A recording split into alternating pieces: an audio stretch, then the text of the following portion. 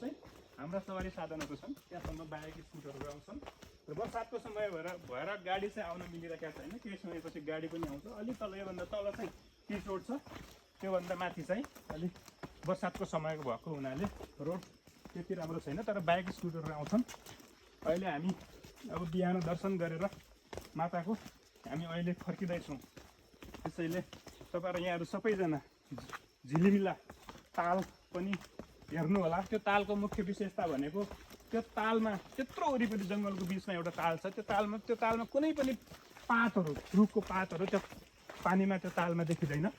त्यसो भए हुनाले माताको शक्ति त्यहाँ देखिन्छ। यतापट्टि पनि त्यस्तै खाली ठाउँ छ, त्यो भौगोलिक बनावट त्यस्तो छ, वरिपरिको पानीहरू त्यो ठाउँमा जान्छ, निकास काहीँ पनि छैन, तर त्यहाँ पानी देखिँदैन। तर उतापट्टिको तालमा चाहिँ पानी छ, पानी हुन्छ, सधैँ हुन्छ। र त्यो तालमा चाहिँ कहीँ पनि पात्र देखिँदैन, एकदम क्लियर छ। कसैले सफा गरेर होइन, प्राकृतिक हिसाबले माताको शक्तिका हिसाबले, दैविक शक्तिका हिसाबले चाहिँ त्यो ताल एकदम सफा छ।